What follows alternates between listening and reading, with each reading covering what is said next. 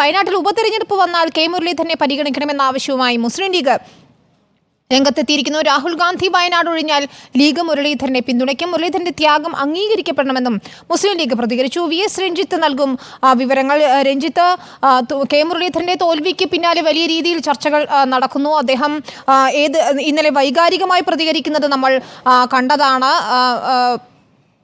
രാഷ്ട്രീയ പ്രവർത്തനം മത്സരരംഗത്ത് നിന്ന് മാറി നിൽക്കുമെന്നുൾപ്പെടെയുള്ള കാര്യങ്ങൾ കെ മുരളീധരൻ പറയുകയും ചെയ്തതാണ്. പക്ഷേ അതിന് പിന്നാലെ തന്നെ വലിയ രീതിയിലുള്ള ചർച്ചകൾ നടക്കുന്നുണ്ട്. കെ മുരളീധരൻ എങ്ങനെ അനുനയിപ്പിക്കും എന്നത് സംബന്ധിച്ച ചർച്ചകൾ നടക്കുന്നുണ്ട്. KPCC അധ്യക്ഷ സ്ഥാനത്തേക്ക് കെ മുരളീധരനെ പരിഗണിക്കണമെന്നൊരു ആവശ്യം വരുന്നുണ്ട്. അതല്ല, ഉപതെരഞ്ഞെടുപ്പ് വരികയാണെങ്കിൽ അവിടേക്ക് കെ മുരളീധരനെ പരിഗണിക്കണമെന്നൊരു ആവശ്യം പല കോണുകളിൽ നിന്നും ഉയരുകയും ചെയ്യുന്നുണ്ട്. ഇപ്പോൾ ആ ഉപതെരഞ്ഞെടുപ്പുകളിൽ പരിഗണിക്കണമെന്ന ആവശ്യത്തിൽ മുസ്ലിം ലീഗ് വ്യക്തമായി അവരുടെ നിലപാട് പറയുന്നു. വയനാട്ടിലേക്ക് കെ മുരളീധരനെ പരിഗണിക്കണം, തങ്ങൾ പിന്തുണയ്ക്കും എന്നൊരു നിലപാടാണ് മുസ്ലിം ലീഗ് മുന്നോട്ട് വയ്ക്കുന്നത്. അത് എങ്ങനെയായിരിക്കും മുന്നണിയിൽ ചർച്ചയാവുക?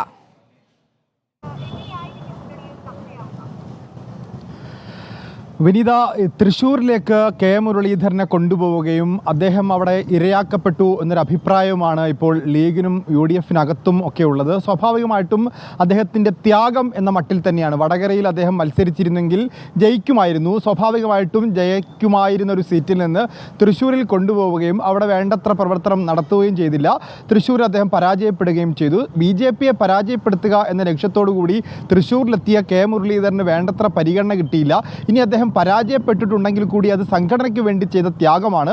സ്വാഭാവികമായിട്ടും ആ ത്യാഗം പരിഗണിക്കപ്പെടണം എന്നൊരാവശ്യം ലീഗിനുണ്ട്.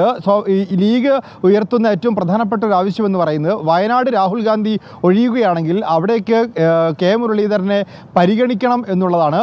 അതിൽ പ്രിയങ്ക ഗാന്ധി വരുന്നില്ലെങ്കിൽ എന്നുള്ളൊരു ഉപാധി കൂടിയുണ്ട്. കാരണം രാഹുൽ ഗാന്ധി ഒഴിയുമ്പോൾ പ്രിയങ്ക അവിടെ താല്പര്യം പ്രകടിപ്പിക്കുന്നു എന്ന രീതിയിലൊക്കെ ദേശീയ തലത്തിൽ ചർച്ചയുണ്ട്. അപ്പോൾ പ്രിയങ്ക വരികയാണെങ്കിൽ സ്വാഭാവികമായിട്ടും പ്രിയങ്ക, അല്ലെങ്കിൽ അത് സീറ്റ് കെ മുരളീധരന് കൊടുക്കണം എന്നൊരാവശ്യമുണ്ട്. കെ മുരളീധരൻ ഈ ഒരു ആവശ്യത്തോടെ എങ്ങനെ പ്രതികരിക്കുമെന്നറിയില്ല. ഇനി അദ്ദേഹം പൊതുപ്രവർത്തന രംഗത്ത് മാറി നിൽക്കുകയാണെന്നൊക്കെ പറയുമ്പോഴും അദ്ദേഹത്തിന് KPCC പ്രസിഡന്റ് ആവാനും അല്ലെങ്കിൽ വട്ടിയൂർക്കാവിൽ മത്സരിച്ച് MLA ആയി UDF അധികാരത്തിൽ വരുമ്പോൾ മന്ത്രിയാവാനുള്ള താല്പര്യവും അല്ലെങ്കിൽ അങ്ങനെയുള്ള മോഹങ്ങളും ഒക്കെ ഒരുപക്ഷെ ഉണ്ടായേക്കാം. ഏതായാലും ലീഗ് ഇപ്പോൾ പറയുന്നത് ഈ തൃശ്ശൂരിലെ പരാജയത്തെ കോമ്പൻസേറ്റ് ചെയ്യാൻ വേണ്ടി വയനാട്ടിൽ അദ്ദേഹത്തെ മത്സരിപ്പിക്കണം എന്നുള്ളതാണ്.